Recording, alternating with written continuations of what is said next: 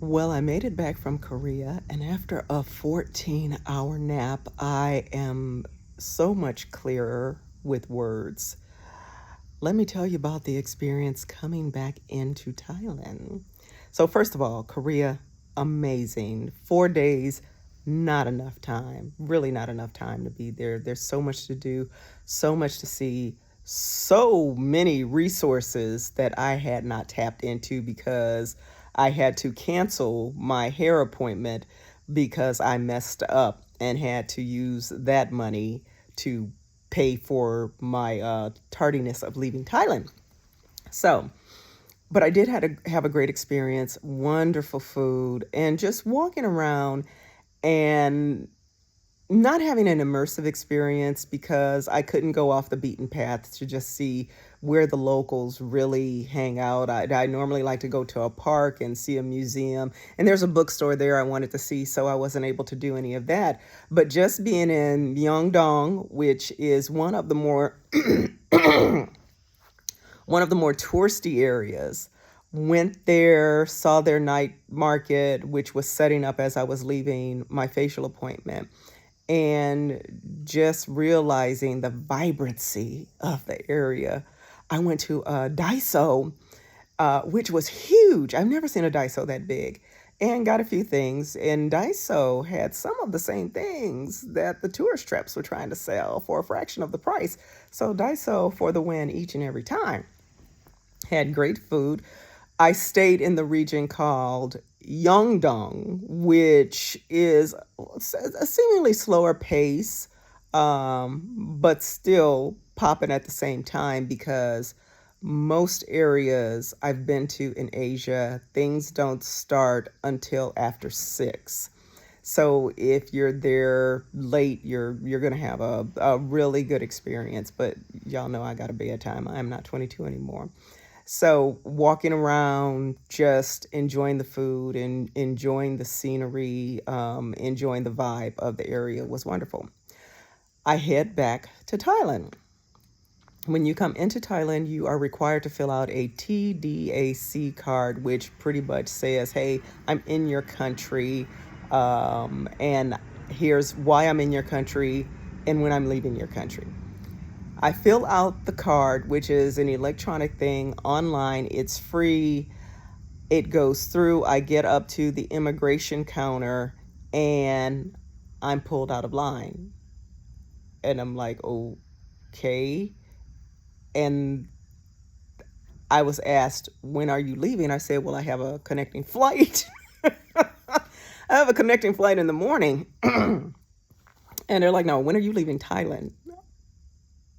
Well, July. And they asked me for my ticket.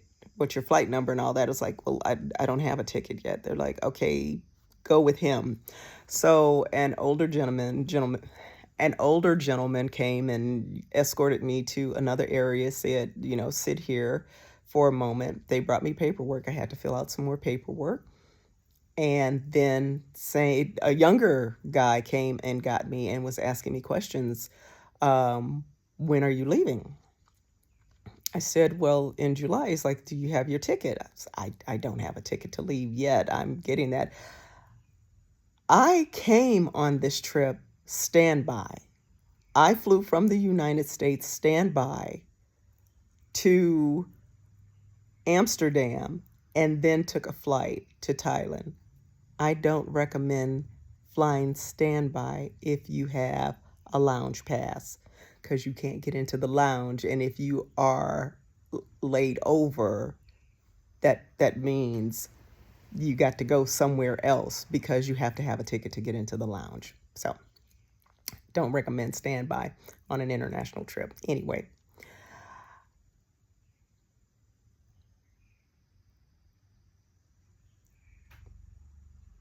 so in flying standby, that means I don't have a return ticket because I was just going to buy a one-way ticket back when it was time for me to leave.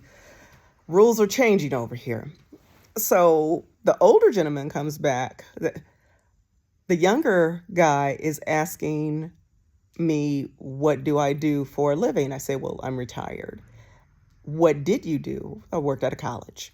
Oh, what did you do at the college? I was like mid-level management. My last job, I was acting director for some stuff, and I'm just talking to him. And to me, I'm just having casual conversation.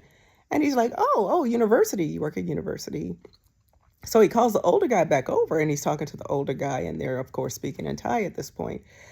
And he said, okay, this is fine, but you have to purchase the ticket to leave. And I'm like, oh, okay, I'll do that. He's like, now purchase your ticket to leave Thailand. It's like, oh, okay. And he said, can you do that?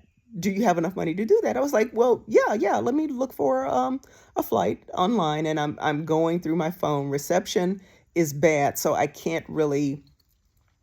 I'm not getting the flight, any of the booking sites to pop up on my phone. So he said, can't you go through like one of those places where it'll show you a bunch of things? I said, yeah, but those are, I've had bad experiences with those. So I prefer to go direct with an airline.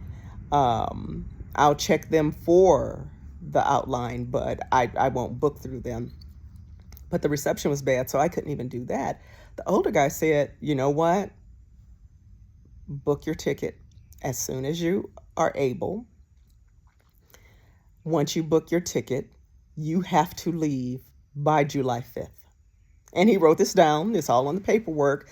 Um, and that's the time I was planning to leave anyway. I had no intentions of becoming an interloper here in Thailand. The reason they're doing that is because they are having to change. Since I've been here, they've changed the rules like 2 times, and then they're discussing changing them again because people are coming. And of course, you always have the bad actors. You always have somebody. There's some kid called Johnny Somali who is in jail right now because he pranks people in foreign countries. That's not funny at all. And in my personal opinion, I think people like that need to be on the no-fly list. If you don't know how to act in your country, you're probably going to miss the mark in everybody else's country. So, stay home. Um, there once was a 90-day open visa. They once had a 90-day open visa. Now it's 60 days, and they are now discussing 30 days.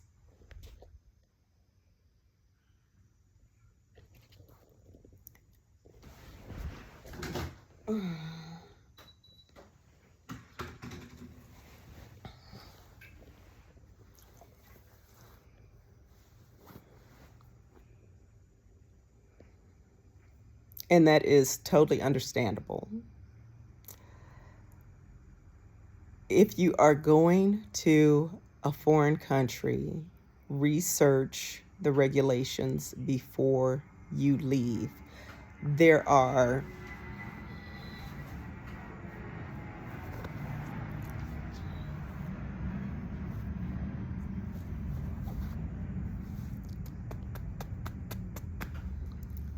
so many how to migrate videos on YouTube, as well as different groups on social media platforms to help you in your process if you're getting ready to go to another country, even if it's just a visit. Too many people spend too much time trying to figure out how they're going to look as opposed to how they're going to act when they get to some other territory. No one cares what you're wearing. They don't know you. Most of the people are going to see you for a few seconds, and then you're all going to be off on your way for your excursions and to do whatever it is you're going to do. No one cares what your hair looks like or your fingernails. That's why there are shops on every corner to pull you together once you get here. So, how you look should be your last concern.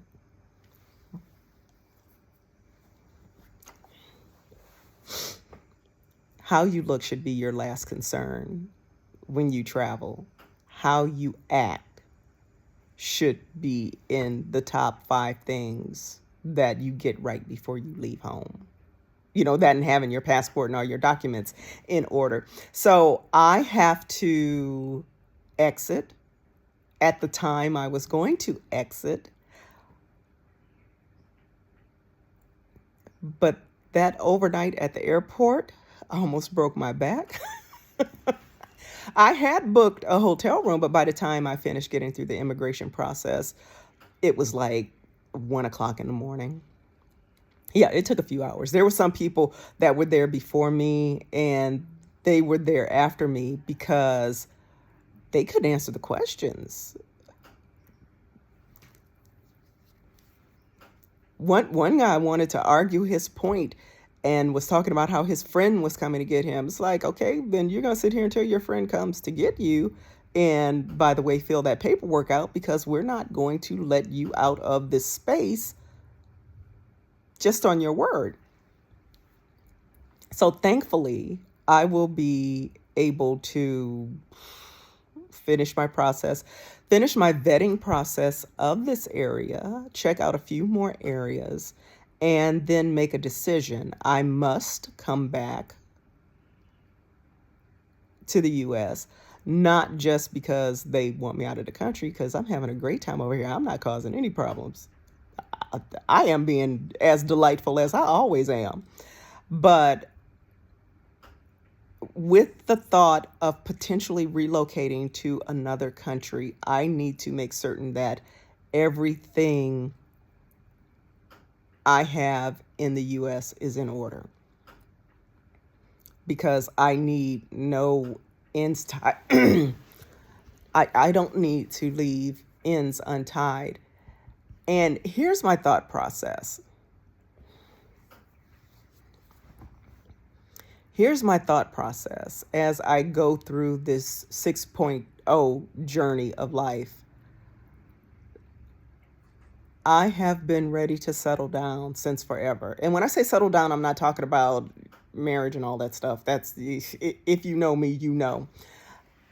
Planting roots so I can unpack. Planting some roots so I can unpack. And I only want to unpack one more time. For the next 20 years, I want to unpack one more time. I have never had stability in my life since childhood, and it's time. I've had a wonderful time in life because I love a good adventure, but it's time to unpack. And this region has kind of won my heart. It really has. The food, interacting with locals.